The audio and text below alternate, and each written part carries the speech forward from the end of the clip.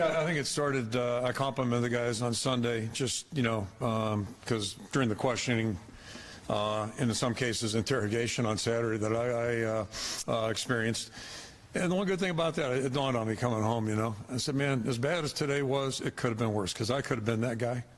I could have been that guy, like had his job and had to act like he did. So, yeah. This is Iowa head coach Kirk Ferentz, who went after media member Doug Lesmerises of Cleveland.com, seen here, after an article he wrote that was critical of Ferentz's program. Could be a hell of a lot worse, right? Things aren't all bad. But one thing I did on Sunday was just compliment our players, the way they've handled it. It's not fun to stand up in front of tough questions when you went through a loss like we did.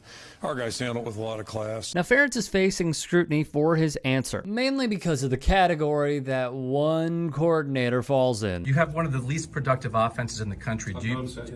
Everybody's noticed it. Do you believe that you're putting the Iowa football program in a bad spot by having that kind of production on one side of the ball and it's run by one of your family members? This is what Ferentz objected to because his son Brian is the offensive coordinator of the Iowa Hawkeyes. All right, now, as brought to my attention via the Andy Staples show, so credit to them, Brian Ferentz is one of many, and I mean many, who have found their ways into incredibly lucrative, high-paying, taken care of positions because of nepotism, of course. Now, to be clear, I am not saying that some of them did not earn it.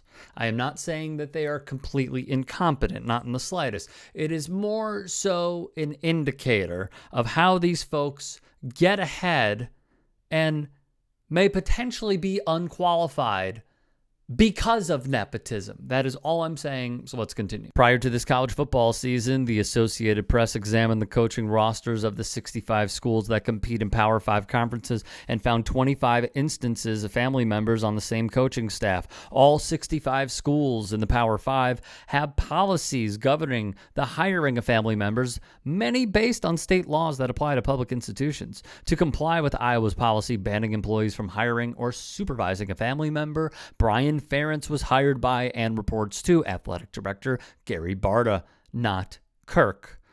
Though the hiring of family members is regulated and in some cases discouraged, it remains a common practice in collegiate football. The industry of football that we're part of is so different from corporate, said Maryland coach Mike Loxley, who is black. It's corporate, but it is very familial. It crosses the line. Usually when you work somewhere, you go home and it's done. This private life, work life is so intertwined in the game of football, and even in its hiring practices, when you see the number of nepotism hires and the affiliations, the family trees per se. Nepotism is a significant factor in why black coaches are underrepresented in major college football, according to the National Coalition of Minority Football Coaches, which was founded by Loxley in 2020 to prepare and advocate for minority coaches at all levels of football. Those include the Ferentzes at Iowa, Colorado State, Michigan, Virginia Tech, Mississippi State. These are big programs.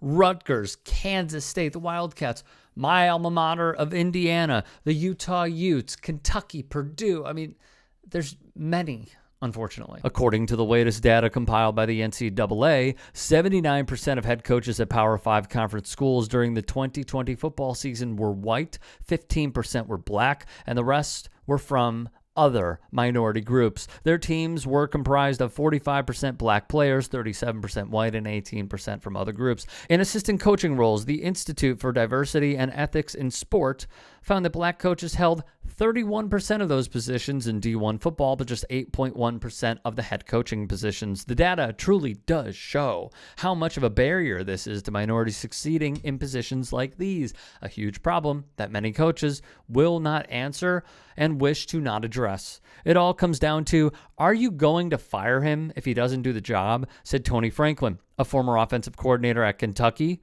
Auburn, Cal, and Middle Tennessee. The answer 99% of the time is no. You're going to take care of him somehow. It still goes back to the same thing. It's blood.